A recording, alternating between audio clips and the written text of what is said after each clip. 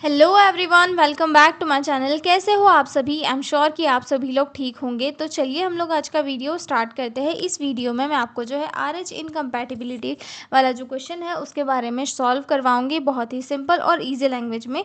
तो जो लोग भी चैनल पर नए हैं वो लोग चैनल को सब्सक्राइब कर ले, और अगर आपको PDF नोट्स की रिक्वायरमेंट हो तो डिस्क्रिप्शन में मेरा मेल दिया हुआ है, आप उस पर कॉन्टैक्ट करके PDF नोट्स ले सकते हो। तो चलिए स्टार्ट करते हैं RH इनकम्पैटिबिलिटी। ठीक है, तो RH इनकम्पैटिबिलिटी होती क्या है पहले हम ये समझेंगे, उसके बाद हम इसके से रिलेटेड सारी चीज़ें डिस्कस करेंगे। ठीक है, तो ये जो वर्ड यहाँ पर दिया हुआ है RH, ठीक है, RH का मतलब क्या होता है? RH जो है एक टाइप का एंटीजन होता है जो कि हमारी RBC के सरफेस के ऊपर प्रेजेंट होता है। ठीक है, RBC के सरफेस के ऊपर प्रेजेंट होता है, और साथ ही ये डिसाइड करता है कि किसी भी पर्सन का जो ब्लड ग्रुप है वो पॉजिटिव होगा या फिर नेगेटिव होगा। यानी कि अगर किसी पर्सन की जो RBC है, RBC के सरफेस पर अगर RH एंटीजन प्रेजेंट है तो उसका ब्लड ग्रुप क्या हो जाएगा? RH पॉजिटिव हो जाएगा।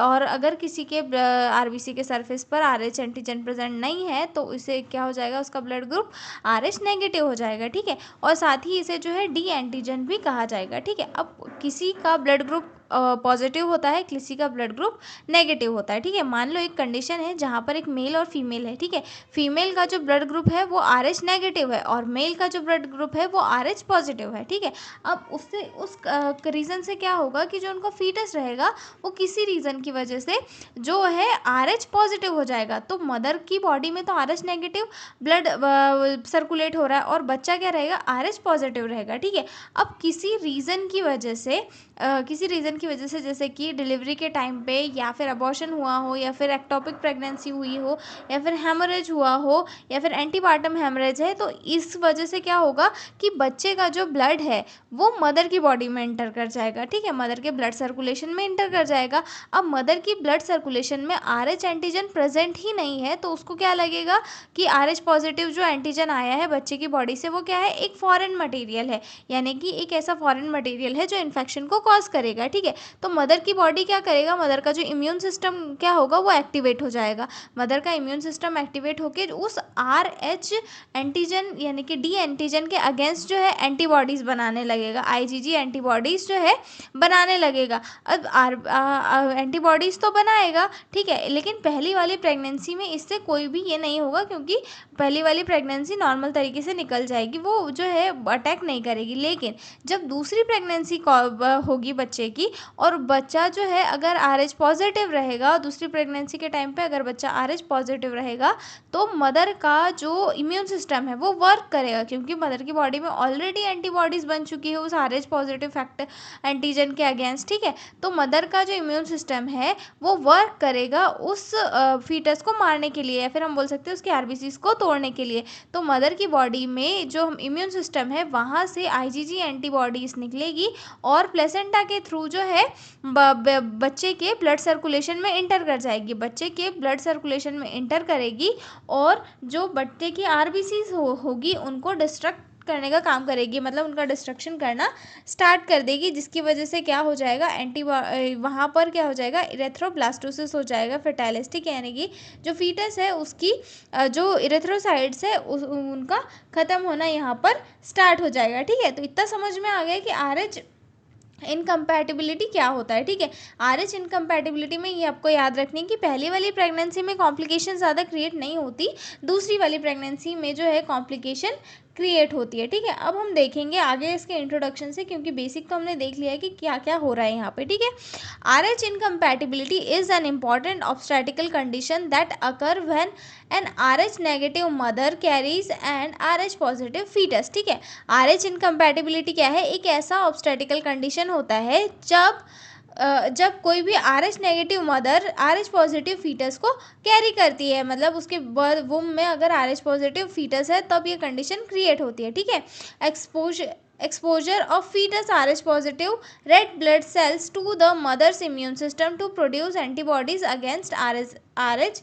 एंटीजन। ठीक है, और इसमें क्या होता है कि जो RH positive red blood sales होती है वो मदर की इम्यून सिस्टम से जो है एक्सपोजर में आती है, मतलब उनसे कांटेक्ट में आती है, और जिसके कारण क्या होता है RH एंटीजन के अगेंस्ट जो है मदर की बॉडी में एंटीबॉडीज का प्रोडक्शन होना स्टार्ट हो जाता है। ठीक है, these antibodies can cross the placenta and destroy foetal red blood cells leading to a serious foetal and neonatal complication. ठीक है, और ये एंटीबॉडीज जो है प्लेसेंटा को क्रॉस करके फीटल की ब्लड सेल्स में इंटर कर जाता है, और जिसके कारण जो है एक सीरियस फीटल और नियोनेटल कॉम्प्लिकेशन जो है क्रिएट हो जाती है, जिसे जो है इरेथ्रोब्लास्टोसिस फेटालिस कहा जाता है। ठीक है, ये नाम आपको अच्छे से जो है याद रखना है, इरेथ्रोब्लास्टोसिस फेटालिस, क्योंकि इससे जो है कॉम्पिटिटिव एग्जाम में क्वेश्चंस पूछे जाते हैं, इसीलिए मैंने इसको यहाँ पर ऐड कर दिया है। ठीक है, पहली प्रेगनेंसी में यहाँ पर कोई कॉम्प्लिकेशन नहीं होती है, लेकिन दूसरी प्रेगनेंसी में जो है कॉम्प्लिकेशन देखने के लिए मिलते हैं। ठीक है, अब हम डेफिनेशन देखते हैं। RH incompatibilities an immunological disorder in which in an RH negative mother develops antibodies against RH positive fetal red blood cells resulting in hemolysis of fetal erythrocytes। ठीक है, RH इनकम्पैटिबिलिटी क्या है, एक ऐसा इम्यूनोलॉजिकल डिसऑर्डर होता है जहां पर RH नेगेटिव जो मदर होती है वो एंटीबॉडीज को डेवलप करना स्टार्ट कर देती है, किसके अगेन, RH पॉजिटिव फीटल के अगेन, यानी कि मदर का जो ब्लड है वो RH नेगेटिव है, लेकिन उसका जो बॉडी है वो RH पॉजिटिव जो बच्चा है उसके अगेंस्ट जो है एंटीबॉडीज़ बनाना स्टार्ट कर देती है, और ये एंटीबॉडीज़ जो है बच्चे के इसमें प्लेसेंटा से होते हुए बच्चे के ब्लड स्ट्रीम में इंटर कर जाती है, और बच्चे की जो इरेथ्रोसाइट्स होती है, रेड ब्लड सेल्स होती है, उनका डिस्ट्रक्शन करना स्टार्ट कर देती है, जिसे हीमोलाइसिस कहा जाता है, और इसी कंडीशन को RH इनकम्पैटिबिलिटी कहा जाता है। ठीक है, अब इसके कॉजेस के बारे में डिस्कस करेंगे कि किन किन रीजन की वजह से कॉज होता है। ठीक है, तो सबसे पहला रीजन आता है RH negative mother with an RH positive foetus. ठीक है, मतलब कि जो RH नेगेटिव मदर है और RH पॉजिटिव फीटस है, इसकी वजह से ये मेजर जो है कॉज होता है। ठीक है, उसके बाद फीटो मैटरनल हेमरेज। ठीक है, फीटो मैटरनल हेमरेज अगर हुआ है तो मतलब बच्चा मदर की वूम में है और उसके कारण जो है अगर मदर की वूम में है और उस ड्यूरेशन में जो है किसी भी टाइप का कोई ये हुआ है, हेमरेज हुआ है, तो हो सकता है जैसे कि डिलीवरी के टाइम पे होता है, एबॉर्शन के टाइम पे होता है। ठीक है, एक्टोपिक प्रेगनेंसी के ड्यूरेशन में होता है, एंटीपार्टम हेमरेज के कारण हो सकता है। ठीक है, amniocentesis and other invasive procedure, amniocentesis या फिर अदर इन्वेंसिव प्रोसीजर के कारण हो सकता है। ठीक है, एब्डोमिनल ट्रॉमा ड्यूरिंग प्रेगनेंसी, और एब्डोमिनल ट्रॉमा अगर हुआ है फीमेल को प्रेगनेंसी के दौरान तो उस वजह से जो है RH इनकम्पैटिबिलिटीज़ जैसी कंडीशन जो क्रिएट हो सकती है। आगे बात करते हैं effects on foetus and newborn की, यानी कि न्यूबॉर्न और फीटस के ऊपर इसके क्या इफ़ेक्ट पड़ते हैं। ठीक है, तो सबसे पहला इफ़ेक्ट तो होता है हीमोलाइटिक डिसीज़, यानी कि क्योंकि RBCs यहाँ पर अफेक्ट हो रही है, RBCs का यहाँ पर डिस्ट्रक्शन हो रहा है, तो हीमोलाइटिक डिसीज़ हो सकती है न्यूबॉर्न और फीटस के अंदर। ठीक है, उसके बाद फीटल एनीमिया भी होता है। ठीक है, एनीमिया क्योंकि RBCs की संख्या कम है, जिसकी वजह से ऑक्सीजन भी बॉडी में ऑक्सीजन का सप्लाई भी कम होगा, क्योंकि RBC ऑक्सीजन का सप्लाई करने का काम करती है। ठीक है, उसके बाद जो है jaundice due to increased bilirubin levels, अब बॉडी के अंदर RBCs नहीं रहेगी, मतलब RBCs क्या हो रही है यहाँ पे ज़्यादा टूट रही है, जिसकी वजह से क्या हो जाएगा, बिलिरुबिन का लेवल बढ़ जाएगा, और बिलिरुबिन का लेवल बढ़ेगा तो जो है बॉडी में ऑलरेडी जॉइंडिस हो जाएगा। ठीक है, उसके बाद आता है हिपैटोस्प्लिनोमेगली, यानी कि जो लीवर होता है और जो स्प्लिन होती है उसका साइज़ भी बड़ा देखने के लिए मिलेगा। ठीक है, जैसे कि बॉडी के अंदर जो है RBCs कम रहेगी तो जो स्प्लेन और लिवर रहेगा वो RBCs को किससे ज़्यादा बनाने की कोशिश करेगी ही, जिसके कारण क्या होगा, इनका साइज़ बढ़ा हुआ देखने के लिए मिलेगा, ठीक है। उसके बाद जो है हाइड्रोफिटालिस, ठीक है, ये जो है काफ़ी सीरियस कंडीशन होती है। इसमें जो है बेबी के बॉडी टिश्यूज़ और बेबी की कैविटीज़ में क्या हो जाता है, फ्लूइड जमा हो जाता है और ये जो है एक लाइफ थ्रेटनिंग कंडीशन आ जाती है, ठीक है। Intra uterine foetal death in severe cases, और अगर सीवियर केसेस हो गया है, मतलब ज़्यादा सीवियर चले गया है, तो जो है फीटल की डेथ भी हो सकती है यूट्रस के अंदर फीटस की। ओके, अब इसकी डायग्नोसिस कैसे करते हैं, ठीक है। Maternal blood grouping and RH typing, maternal mother की जो है ब्लड ग्रुपिंग जो है प्रेगनेंसी की स्टार्टिंग में की जाती है और आरएच फैक्टर जो है यहाँ पर चेक किया जाता है, ठीक है।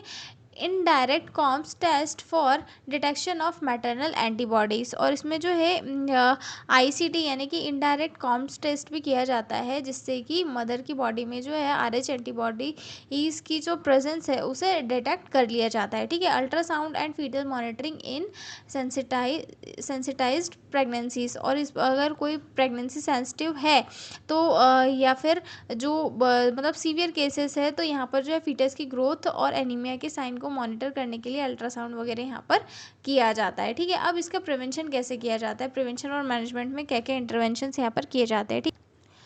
इसका जो है प्रिवेंशन और मैनेजमेंट जो है पॉसिबल होता है आरएच इनकम्पैटिबिलिटी का, और किस किस चांसेस में जो है इसका ट्रीटमेंट पॉसिबल होता है। तो इसका जो मतलब ओवरऑल स्क्रीनिंग के थ्रू जो है इसका ट्रीटमेंट और मैनेजमेंट किया जा सकता है। Routine screening of all pregnant woman for RH factor, मतलब रूटीन स्क्रीनिंग की जाती है हर एक प्रेग्नेंट फीमेल की आरएच फैक्टर को डिटेक्ट करने के लिए। अगर कोई फीमेल आरएच नेगेटिव है तो उसकी बॉडी में जो है एंटी डी इम्यूनोग्लोबिन्स को एडमिनिस्टर किया जाता है। कब कब किया जाता है, 28 वीक ऑफ गेस्टेशन के 28 वीक में, within 72 hour after delivery of an RH positive baby, मतलब बेबी के डिलीवरी के 72 आवर्स के बाद, और अगर जो है फीमेल की बॉडी में अबॉर्शन के बाद, एक्टोपिक प्रेगनेंसी के बाद में, एंटीपार्टम हेमरेज के बाद में, और अगर कोई इन्वेसिव प्रोसीजर किया गया है तो उसके बाद में भी जो है एंटी डी इम्यूनोग्लोबिन्स को जो है उनकी बॉडी में इंटर किया जाता है। ये एंटीबॉडी ये क्या करता है, ये जो है इंजेक्शन एंटीबॉडीज़ बनने से जो है फीमेल की बॉडी में रोक देता है, जिससे कि आगे कोई भी दिक्कत नहीं होती है, ठीक है। अब उसके बाद में रेगुलर एंटीनेटल चेकअप और फॉलोअप जो है इसके लिए काफ़ी ज़रूरी होता है, और सीवियर केसेस मतलब सीवियर कंडीशंस को क्रिएट होने से ये बचाता है, ठीक है। In severe foetal anaemia intrauterine blood infusion में बी रिक्वायर्ड, और सीवियर केसेस में जो है इंट्रायूटेराइन ब्लड ट्रांसफ्यूजन भी जो है दिया जाता है, ठीक है। तो ये क्वेश्चन हमारे यहीं पर होता है कंप्लीट। अब हम मिलेंगे अगले वीडियो में एक नए क्वेश्चन के साथ, तब तक के लिए बाय बाय।